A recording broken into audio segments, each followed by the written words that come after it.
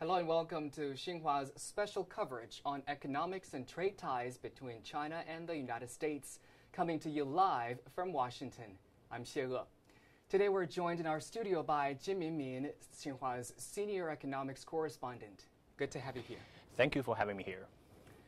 U.S. President Donald Trump left the White House for his Asia trip this morning. The Marine One he boarded with the First Lady Melania lifted off the South Lawn at 9:05 local time. This is the longest trip to Asia by an American president in more than a quarter century. China is one of Trump's stops. He will visit the country from November the 8th to the 10th. When he's in China next week, he will be joined by 24 business titans representing American energy, industrial, financial services, and agricultural sectors. Cui Tiankai, Chinese ambassador to the United States, told reporters Monday that the president's upcoming visit to Beijing will be a great opportunity for China-U.S. relations. Media reports in the U.S. have focused on the outcomes of trade and economic cooperation during the president's first official visit to China.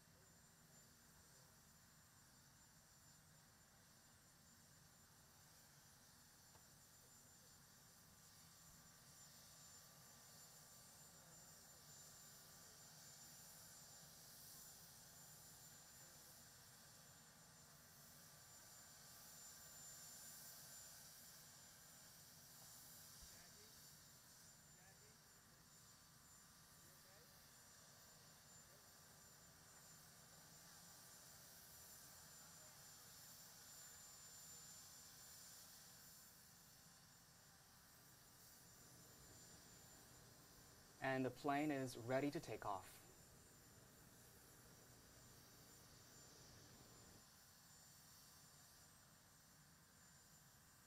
Watching the footage of the president's departure from the White House to pay a state visit to China next week.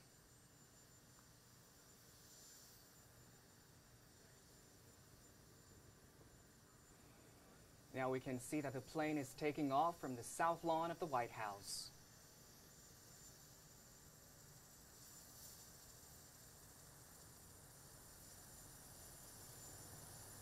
President Trump will be visiting China next week, and before then, he will be visiting some other Asian countries. This will be the longest Asian visit by an American president in more than a quarter century.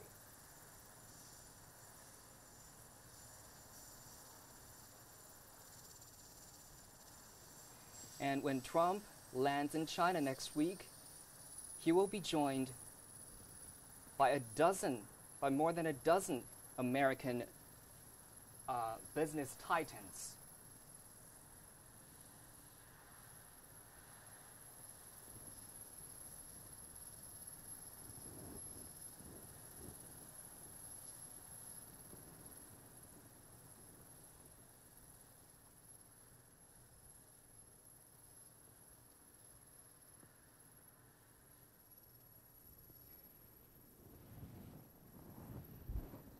This is the footage from this morning when U.S. President Donald Trump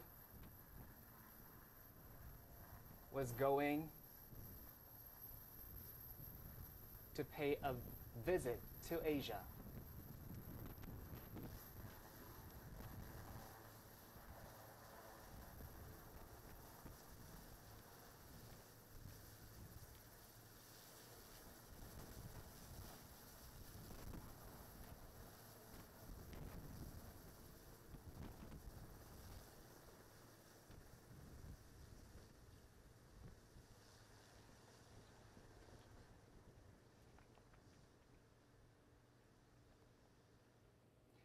And on today's program, we're also joined by our correspondents. We have Huang Chao, she is in Los Angeles. And we also have Miao Zhuang, he is joining us live from Chicago. And last but not least, we have Li Ming, she is joining us live in New York City. Thank you all for joining us. Economic and trade ties between China and the U.S. have seen tremendous growth in the past few years. Well, Min, you always know the numbers. Please tell us more about them. Yes, I think it's no exaggeration to say that the China-U.S. economic relationship is the most important one in the world, and we have numbers to support that claim. First, that we have a huge amount of goods trade. And from Gap shirts to the latest iPhone X, they are all still made in China. So last year, we have over $500 billion of trade goods between China and the U.S., with China ranking as the largest trading partner of the United States. And number two, the service trade is growing real fast. And that includes financial services and travel services and trade with intellectual properties. And for the last 10 years, U.S. service export to China increased 5 times. Okay, that's in 10 years, 5 times. That's amazing. And number three, investments. And last year, Chinese companies invested about $46 billion in the U.S. And that's a record high, and that's 10 times larger than just 5 years ago. Okay, 10 times in just 5 years. That's incredible. And number four, jobs. According to the U.S.-China Business Council, that the trade and investment with China supported about 2.6 million jobs in the United States. And I once traveled to some Rust Belt cities, and those cities have been suffering a lot from job losses, especially in the manufacturing sectors. But now, thanks to a booming middle class in China that has huge demands for U.S. products, from Kentucky bourbon whiskey to Detroit pickup trucks, okay, jobs are coming back to the United States. So now we have trade with goods, and we have trade with services, and we have bilateral investments. And all of these has been translating into huge benefits for U.S. workers and for U.S. consumers. Wow, they're really very huge numbers and very impressive ones also. And as you mentioned, Chinese companies creating new jobs in America. We have to mention Chinese car maker BYD. It is really a good example. The company unveiled its expanded battery electric bus manufacturing facility in October. The new plant, located in the U.S. city of Lancaster, California, is the largest such facility in North America. BYD has created nearly 800 full-time jobs throughout the state since it first established its presence there. The new expansion will now enable BYD to hire up to 1,200 full-time workers at top production line capacity. Let's take a look. BYD, which stands for Build Your Dreams, is the world's largest manufacturer of rechargeable batteries. The company's electric bus is supported by solar panels, LED lighting, and energy-efficient technologies. It's able to run over 248 kilometers after a single charge, one of the longest distances using battery power. This expansion is the addition of a new wing at the BYD coach and bus space, bringing the total size of the manufacturing facility to nearly 42,000 square meters, quadrupling its size from its initial 2013 area. The expansion of BYD coach and bus reflects an increased use of electric transportation. The new area will also allow BYD to build up to 1,500 battery electric buses a year. Lancaster, with a population of 156,000 inhabitants since 2013, enjoys over 350 days of sunshine a year, making it an ideal place for new solar energy technologies. BYD's manufacturing facility is completely powered by renewable energy, provided by the City of Lancaster's energy company, Lancaster Choice Energy. And for more on that, let's go live to our correspondent Huang Chao. She is in BYD's office downtown Los Angeles. Hi there, Huang Chao. Share with us the latest about BYD's expansion and presence here in the U.S. Yes, Xie. Hello, everyone. This is Chao, Xinhua correspondent in Los Angeles. Now I'm at BYD office in downtown Los Angeles. And today we are very honored to have Patrick Duan, Vice President of Operations at BYD Motors. Hello, Patrick. Hello, Chao. Hi. First, would you please briefly introduce us what has BYD achieved in recent years in the U.S.? So thank you. BYD established our first office in Chicago in 1999, so that's a while ago. And then we relocated our office to Los Angeles in 2010, which is here, our North American headquarters. And then 3 years later, we opened 2 manufacturing facilities in the city of Lancaster, California, for electric bus manufacturing and battery manufacturing. Our business covers a wide range of categories and industries, from consumer electronics, like the cell phones, tablets, all those products, to renewable energy products, solar panel, solar system, and energy storage, electrified transportation, including the electric buses, manufacturing and design, and electric trucks and forklifts, and finally, advanced urban transportation system, which is our SkyRail. We currently employ about 800 employees in the U.S., and with the rapid business development in the U.S., we believe that number is growing very fast as well. Okay, so that's great. We would love to hear more about what has BYD bring to the local community here in California. We always dedicate ourselves in a big responsibility in promoting local economy and local jobs.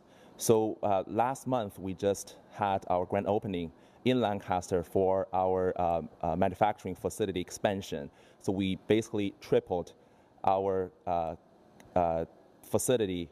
Right now, we have about 450,000 square feet, which is going to produce and manufacture over 1,500 electric vehicles, electric buses and trucks. Right now, over there, we have about 700 employees, and 4 years ago, it's just 7 employees. So you see the number, and that's just direct jobs. And those 700 direct jobs also triggered thousands of indirect jobs with our customers, our vendors, and suppliers. So we also created programs, training programs, to give an opportunity to our employees for continuous education opportunity at a workplace. This is not only technical skills training, like how to paint a bus or how to weld a bus. This is also soft skills, like communication skills, like language skills. We have also collaborated with local organizations to recruit and put workers who historically haven't had access to good pay manufacturing industry to our team, including women, African Americans, returning citizens, and veterans. So BYD is committed to a goal of at least 40% of our workplace being composed of workers from these groups. So we're very dedicated in playing a big role in local community. Okay. Last but not least, how about future development plans for BYD? That's a very good question. We are a technology provider. We believe new technology and good technology will change people's life. That's our goal. This is not only to use our green products and technology to put more electric vehicles, zero-emission products on the road and to a city like Los Angeles, but also a life-changing solution with our total solution strategy and vision to bring our technology to a country like the United States. we want to change people's life. We want people to live in a more eco-friendly and environmental friendly and also a healthier life in the U.S. So we have electric buses. We have delivered hundreds of buses in the U.S. So that will reduce in a big way of the pollutions and improve the air quality. And also right now, recently we have spent efforts and time in promoting our Skyrail technology, which is a urban transit system which will significantly improve the traffic congestion condition of a city like Los Angeles, a lot of traffic congestion. So our goal in the future for the U.S. is always like a lifestyle. We want people to live in a healthier and more environmental friendly life. Okay. Thank you so much, Patrick. We believe that BYD has done a very good job. Here's all we have today at Los Angeles Bureau. Back to you, Xie. That was very informative. Thank you, Huang Chao, for reporting live from downtown LA. Now let's move over to Chicago, where our correspondent Miao Zhuang is standing by. Hi, Miao Zhuang. So how have the trade ties between the two countries been going on there? Hello, Xie. The trade ties has been great here. You know, China and Midwestern United States has a long trade history, especially in agricultural states like Iowa, where Chinese buyers are the largest buyers, international buyers of soybeans there. But what we see now is this relationship expanding into other areas like manufacturing. Well, joining me today is the director Zhao Shufen of China General Chamber of Commerce in Chicago. She will give us more details about the trade relations here. So, Mrs. Zhao, can you give us a broad picture of the trade relations between China and the Midwestern United States? Sure. Thank you so much, first of all, to invite me for this wonderful opportunity to give the talk. I'd be happy to share some of my comments. Last year, the trade volume between the 9 Midwestern states with China hit $100 billion US. In terms of Chinese inbound investments, from year 2000 to 2016, the Chinese companies have invested around $20 billion US into the region, creating at least 45,000 local jobs. Meantime, we've seen many of the U.S. multinationals have increased their investments, expanded their operations, setting up new facilities, factories, and research centers in China. They are actually achieving huge success with great profits as well. Thank you. So we have seen increasing Chinese investment in the region. Can you give us maybe a few examples of the Chinese investment that brings jobs? We'll be happy to. A number of our member companies located in the Midwest are in manufacturing business. They are actually a huge contributor to the local economy. Just to name a few, in the state of Michigan, Shanghai Auto has invested around $200 million US, creating about 1,000 local jobs. Cixin Barons recently invested $20 million, creating about 200 jobs. In Michigan, in Indiana, Nanshan Group has invested $260 million, creating about 200 local jobs. In the city of Chicago, CRRC has invested $100 million to build a facility assembling the rail cars for the city of Chicago, which will create about 160 jobs. Those are only a few examples of the Chinese investments in the Midwest. So as the director of China General Chamber of Commerce here, what have you been doing to promote, to improve the trade ties between the two sides? We have been focusing on educating our members by hosting a variety of events and programs. In June this year, we hosted our annual gala with about 800 people attending, addressing the opportunities of trade as well as trade-related issues. at this event. At the same time, we formed the Export Council.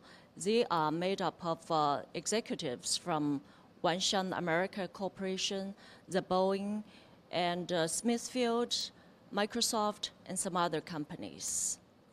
Meantime, we also host a number of other seminars informing and educating our member companies about the change and the impact of U.S.-China trade policy and what they mean to the Chinese companies.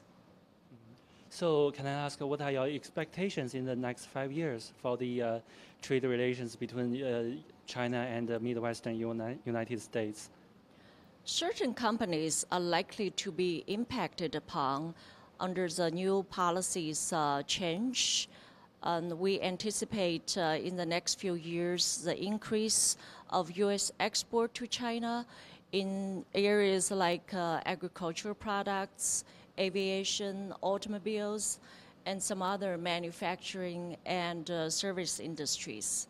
We are very confident that U.S. and China will be able to work hand in hand to achieve the goal under the new framework of trade, improve the trade relations between the two countries, and enhance the cooperation that will result in the economic growth as well as job creations of both China and the U.S. Thank you. Again, Director Zhao Shufen from China General Chamber of Commerce in Chicago and reporter Miao Zhuang in Chicago. 谢谢.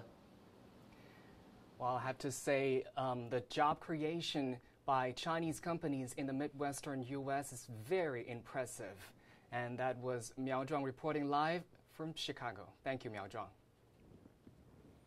So, Minmin, you have been covering stories on economic and trade ties between China and the U.S. for more than 10 years. So could you brief us on the changes and the development you have seen during these years? Okay. I think there are maybe two major changes with the bilateral economic ties between China and the U.S. in the last 10 years. Okay, number one, the relation has been transforming from a trade-dominated relationship to a comprehensive relationship. And 10 years ago, when people in the United States, they talk about China, they basically talk about Chinese products like shoes, hats, and toys. In a word, they talk about Chinese products. They talk about made in China. But now, today, they can talk about lots of other things, just like the BYD electronic buses. So what's the difference? The buses are not made in China. Actually, they are made by China in the United States.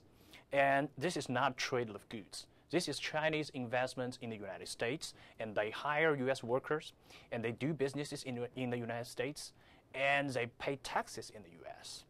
So that's a fundamental change, because the China-U.S. economic relations are no longer trade alone. And now they have multiple dimensions. As we just talked about, that we have trade of goods, we have trade of services, and we have bilateral investments, and all these support U.S. consumers and U.S. workers. And number two, with multiple dimensions comes multiple layers. So relations between China and the U.S. are not only about the relationship between Beijing and Washington, D.C., and now we have different layers. And we have cooperations between China's central government and the U.S. federal government, and we have vibrant economic cooperations between Chinese provinces and the U.S. states, between towns and cities, between businesses, and above all, between peoples. And I talked with 3 U.S. governors 3 months ago in Rhode Island. It was at the annual meeting with the National Governors Association. And the U.S. governors are very enthusiastic about promoting economic collaborations with China, because China has become a major propeller for U.S. local economies, for fish and oil in Alaska, for beef in Montana, for whiskey in Kentucky, and for soybeans in Iowa. And their biggest market is in China. So put it in a simple way that today, China-U.S. economic ties have different dimensions and have multiple layers, making economic relations matured and comprehensive. Exactly. So from trade dominant to comprehensive. Yes. Very good point. So as Mimi just mentioned, when we talk about China-U.S. trade ties, it's a must to mention the cooperation between Chinese provinces and the U.S. states. The state-to-province cooperation has been an integral part for realizing the central government's blueprint for bilateral economic and trade exchanges. We also talked to 5 U.S. governors to get their views on the two countries' trade cooperation. Take a listen. I'm very proud that we have more than 400 Illinois companies invested in China. We would like to have more Illinois companies invest in China. I brought a few companies with me who are interested in investing in China. And we would love to have more Chinese companies like Wanjiang investing here in the state of Illinois. So we look forward to expanding our partnership.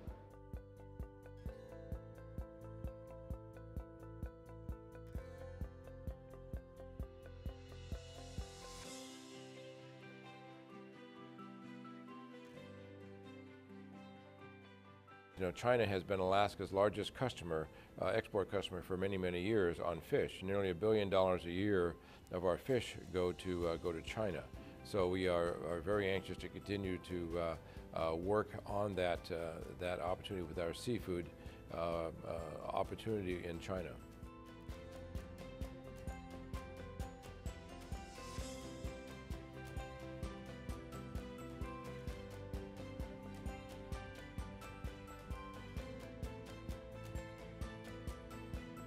So we look at the 1.4 billion people in China and their need for the clean burning natural gas that we have.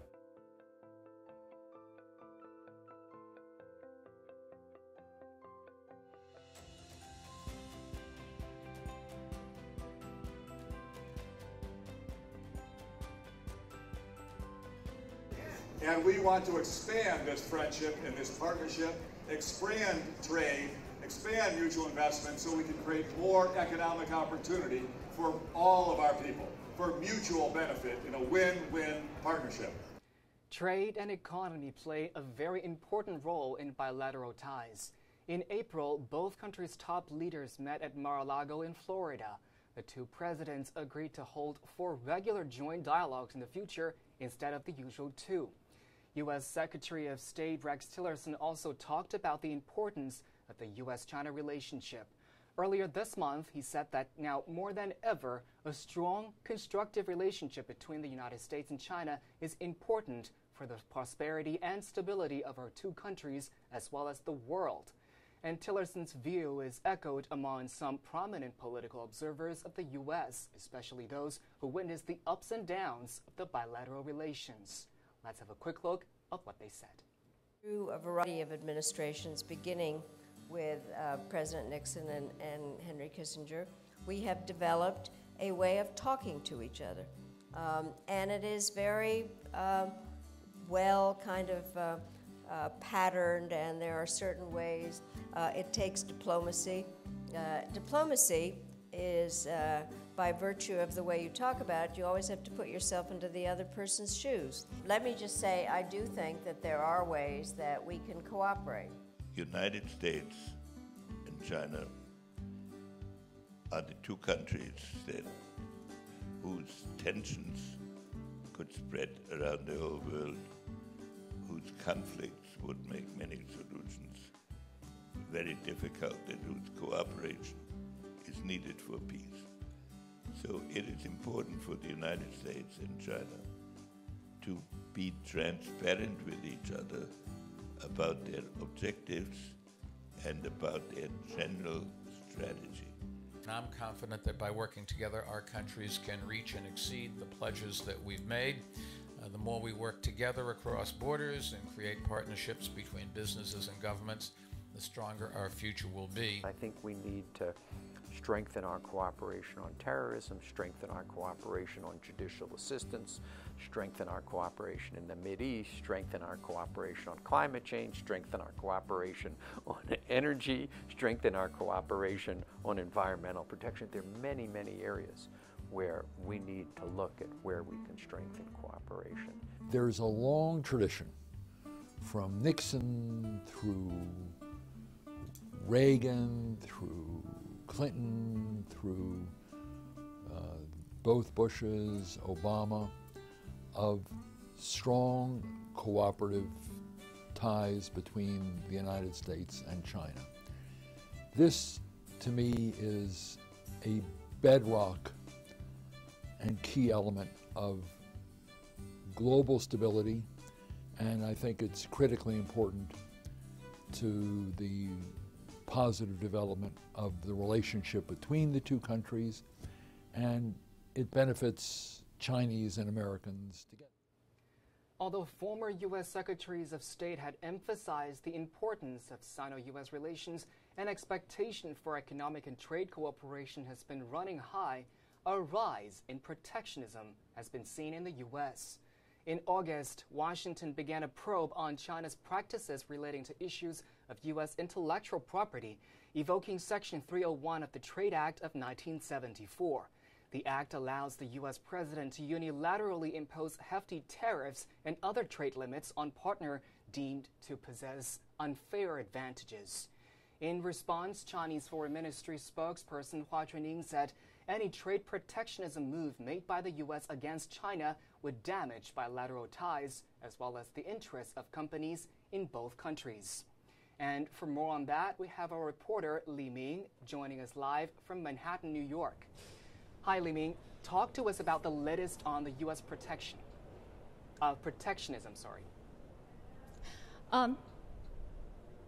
Hi, this is Li Ming in New York, and we are now at the Bank of China New York branch. We're very pleased today to have Mr. Huang Xiaojun. He's the Managing Director of a Bank of China New York branch. So, Mr. Huang, you have been in the financial industry for many years. So what's your take on the impact of protectionism on the U.S.-China trade relations? Yeah, thank you very much for bringing me here. So yeah, I've been working for the financial industry for many years. So actually, I noticed that there's a lot of worries about protectionism recently. So I think there's some background about on this.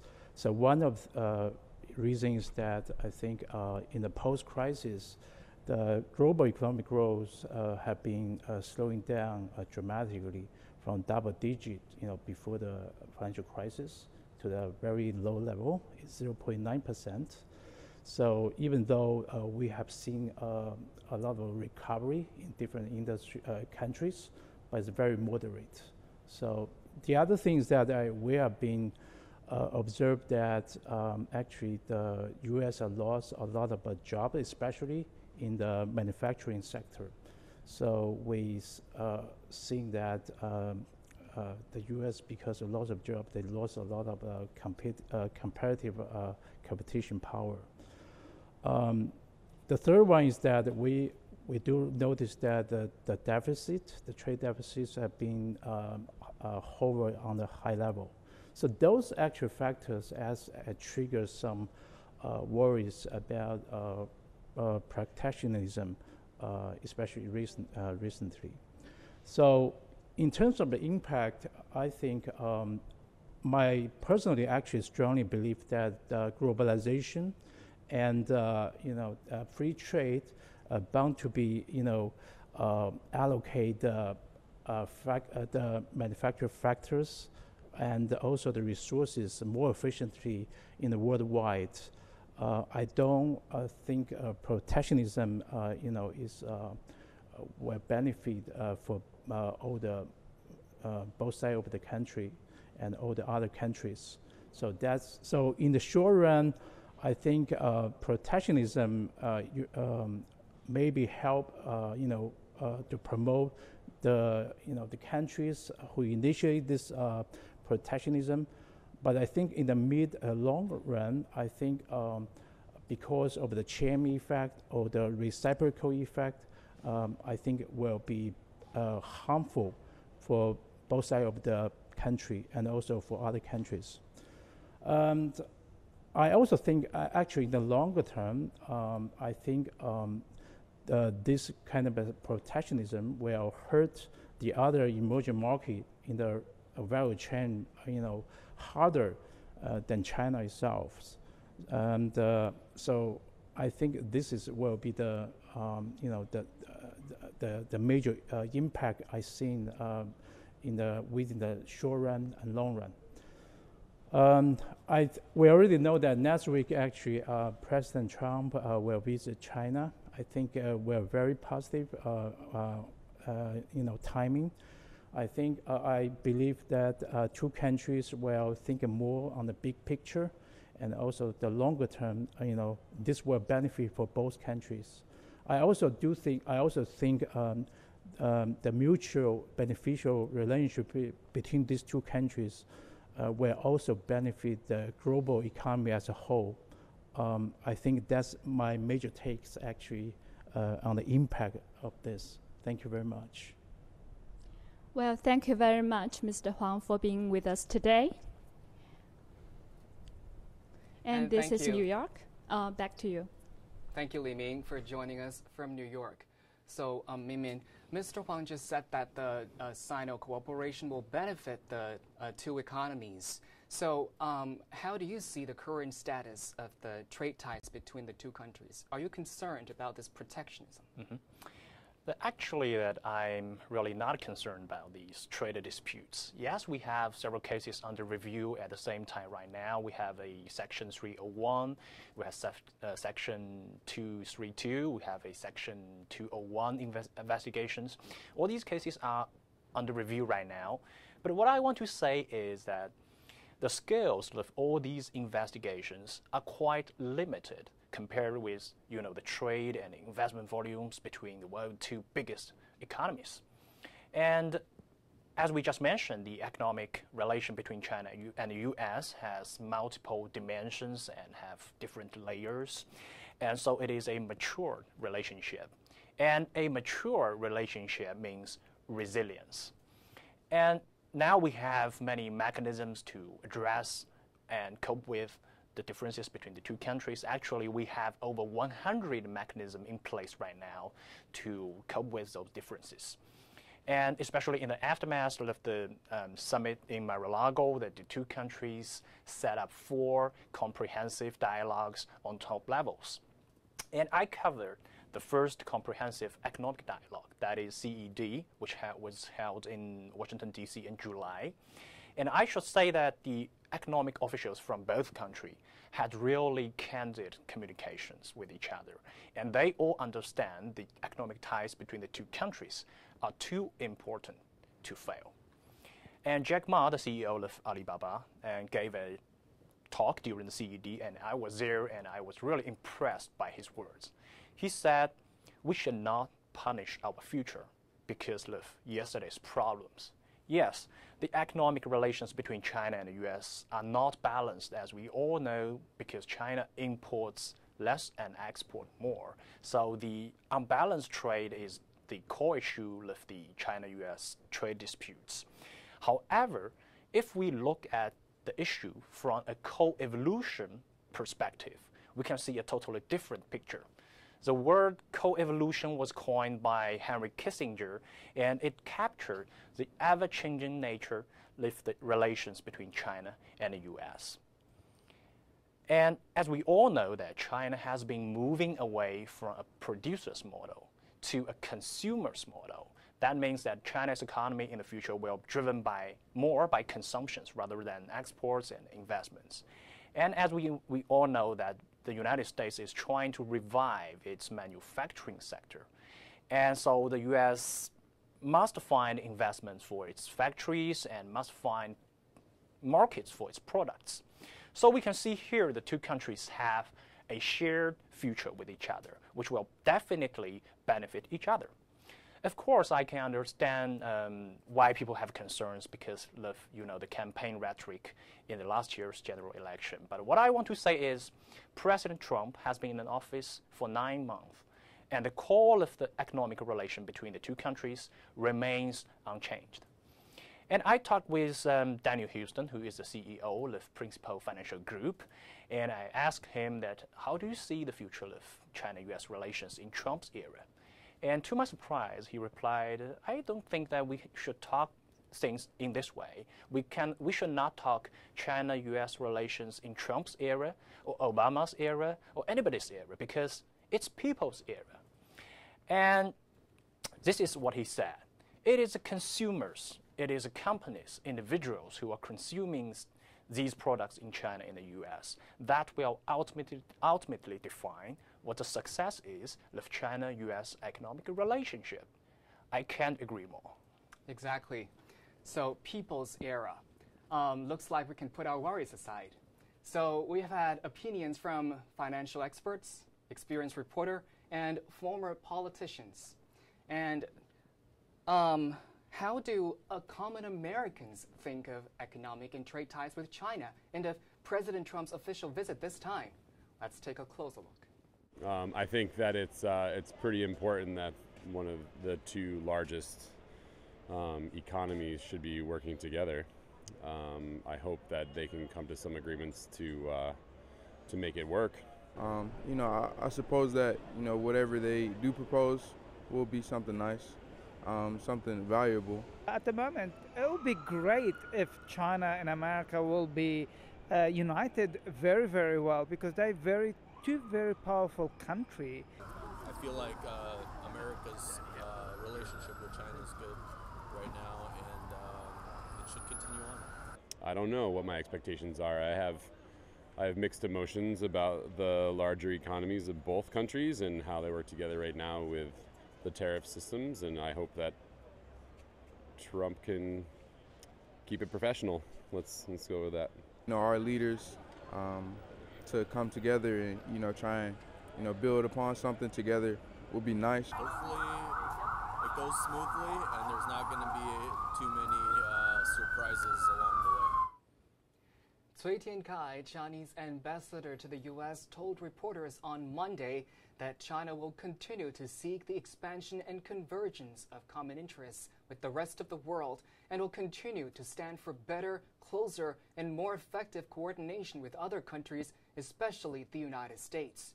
He also said, "Our teams are working very closely for President Trump's state visit, and we hope it'll be a successful and very productive visit." Well, now, what could come out of President Trump's visit is still a guess, but what's for sure is his daughter's friendship with her Chinese friends. Before we go, we leave you with moments of the special bond between Trump's daughters and China. And that's all for our special coverage today. Stay tuned for more of the latest news and headlines from around the world on our YouTube channel, our Facebook and Twitter accounts. I'm Xiu in Washington. Thank you for watching. Bye for now.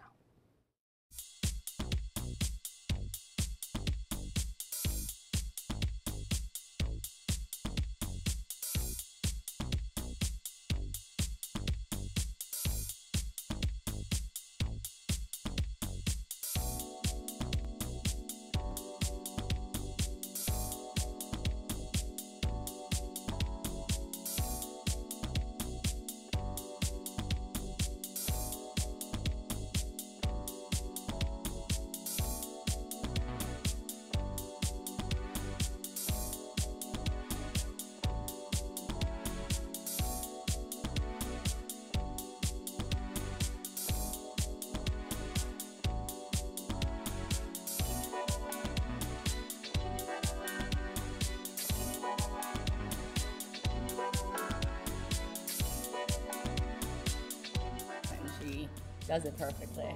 I mean, honestly, she is just such a loving, warm, and incredible individual. Such a hard worker. I've never seen anyone so calm before a fashion show. She's very calm, collected, and I really, really am happy to know her and have her in my life.